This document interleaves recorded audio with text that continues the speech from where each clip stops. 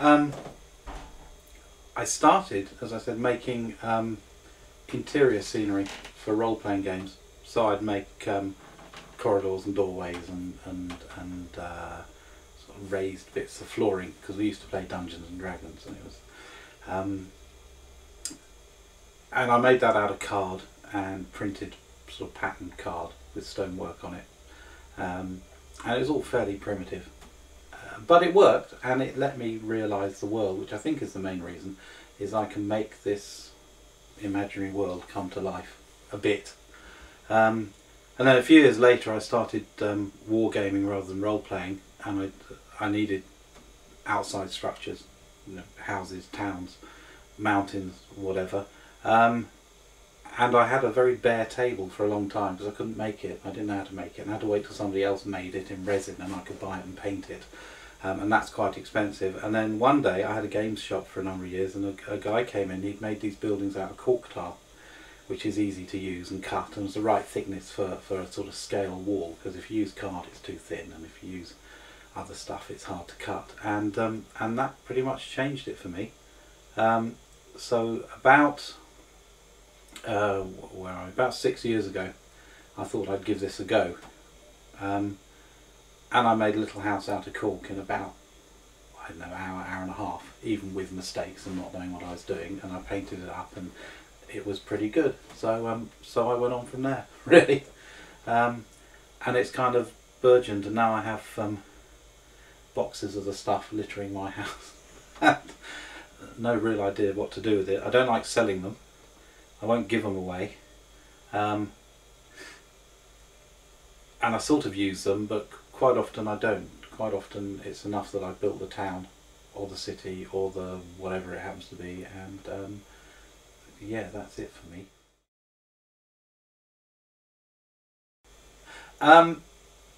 In a way, I feel, particularly because I work at a school and I have the long holidays, if I haven't made something for the summer holiday, I feel like I've wasted 6 weeks of so this summer I built Entebbe Airport there, but out of the 6 weeks that took about 5 days, but it was still enough for me to have felt I'd used my time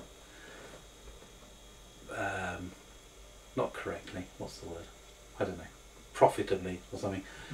So yeah, I have that kind of urge that's what I do in my hobby, and I have to get it done. The inspiration comes from all kinds of things: films, books, someone else's model. That's the worst thing, because then, you know, I haven't got an original idea in my head, basically, but someone else made something really nice and you think, yes, I can. Quite often I look around, there's a big section on eBay of people selling their you know, scratch built models, and I look through those, and I managed to get myself out of the habit of hitting the buy now button and actually think, well, you know, I could make that better, cheaper, and I'd enjoy making it, and I've ended up with quite a few buildings that I've just copied from people's designs for that. Or I'll see, yes, if I see a film, I'll have a desire to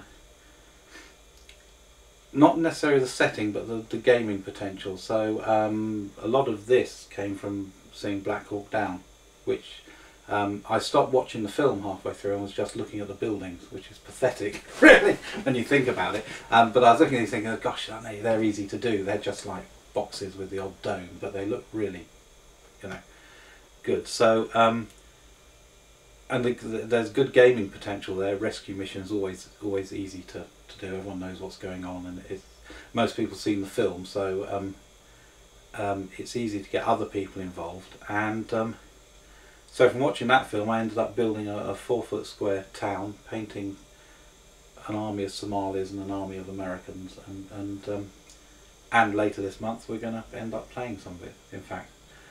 But yes, it just took off from there. It took me about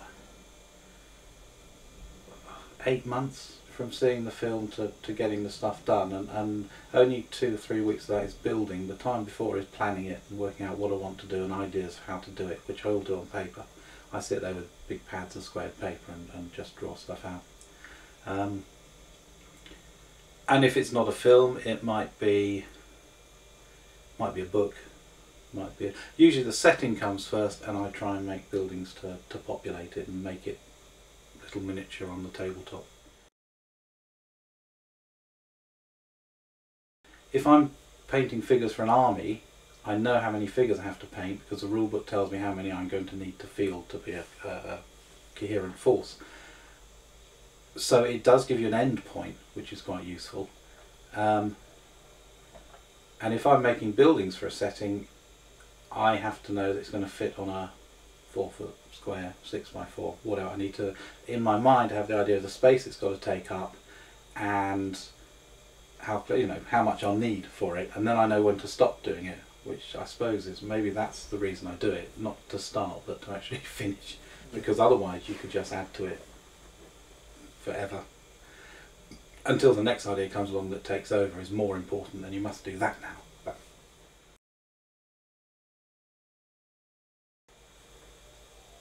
the attraction's meant to be the game, but that really is secondary for me. The making is the attraction. The making and sitting back at the end of it going, yeah, done, is once I've arranged them in a little setting, taken some photographs to show other people, I'm quite happy if I put them in a box and never get them out again. Very peculiar, I know. I have friends who the main thing is the game, so they'll make stuff and it's not finished until they've gamed with it. So and yes, I like using it, but it's not necessary at all for the enjoyment. If the sort of dichotomy of having to have a game to start it all off but not finishing with one, if I could find some other way of starting the whole process, then I wouldn't need the game bit at all. I'd still play them, but it would almost be a separate thing.